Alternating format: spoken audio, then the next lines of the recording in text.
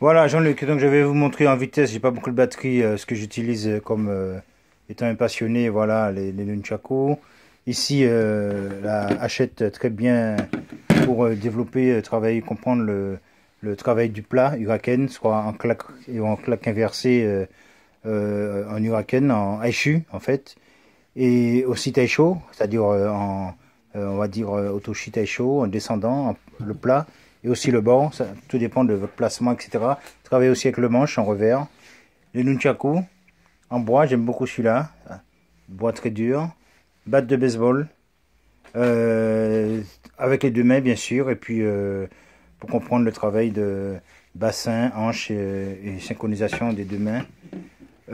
Ici j'aime bien ça, c'est un bout de fer très léger qui peut s'utiliser avec une main. Bon, il faut bien trouver la hauteur pour avoir les bons appuis, voilà, très souple, maniable. Les couteaux, pareil, des deux mains, coordination, synchronisation, comprendre la synchronisation pour pas se blesser, très important pour la pratique. Voilà, un bâton taïwanais, très dur, tout ça acheté bien sûr, hein. Bâton de Cali, j'en ai deux en principe. Très bon aussi pour les pics et aussi frappe en revers, par exemple à laine avec le manche, doublé, frappe. Ici, très subtil comme arme, c'est l'une de mes préférées, le boken. Voilà, travail des deux mains, pareil, qui a développé beaucoup de... Surtout sur l'entame du combat, au niveau de la garde. Très très important, très subtil. Beaucoup de placés de droit, etc. C'est l'une de mes armes préférées. Sans oublier le bow. J'ai commencé par le bow. Voilà. Très important pour le glissement des mains sur le travail. Sur la corde, bien sûr. Ici, un travail parce que beaucoup de jeunes marchent avec ça. Donc, je voulais un peu voir l'utilité. Pas mal aussi pour... et puis, ça peut se travailler comme un tonfa allongé. Voilà. Un petit marteau juste pour chercher une application sur des frappes diverses, légères, etc. Ça, très bon. Ça, c'est pas mal. C'est un petit truc que j'ai trouvé pas mal pour le travail, on va dire, un travail personnel, placement des mains, etc. Est très intéressant. Et puis, voilà. Mon travail avec ça, c'est placement des doigts, tourner, etc. Vous voyez, donc on place les doigts, on tourne. Voilà, ça permet de croiser les doigts. Et surtout, pour un travail en attaque, en défense de nuit. Voilà, donc la nuit, donc, table de nuit. Voilà, on va dire la table de nuit, pas de mon lit, j'ai ça. Donc la nuit, ça se voit pas dans les mains. Et puis voilà, donc c'est un travail que je développe. Voilà, je le tiens ici et on travaille. On peut aussi placer les doigts de cette façon, travailler, tourner, voilà, et en pique, etc. Très bonne tenue ici, etc. Voilà. On va aller vite. Donc marteau, voilà, frappe légère marteau. Vous sentez la différence du marteau lourd et du marteau léger.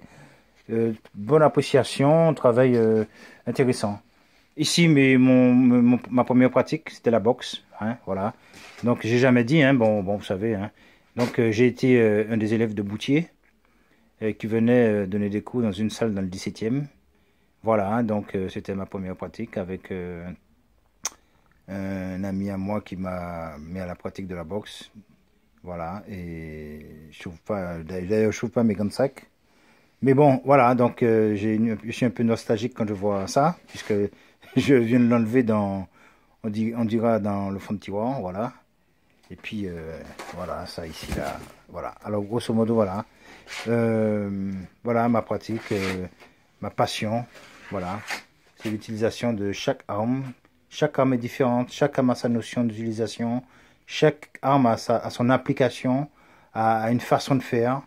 Chaque arme a ses notions de travail, sur la compréhension, sur les cercles, sur les boucles, voilà, etc. Donc c'est de la passion, c'est voilà, c'est ça. Je suis un passionné, voilà. Très intéressant le travail des couteaux.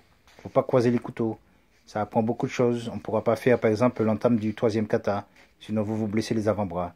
Voilà. Ici, comme je disais, c'est le travail des deux mains.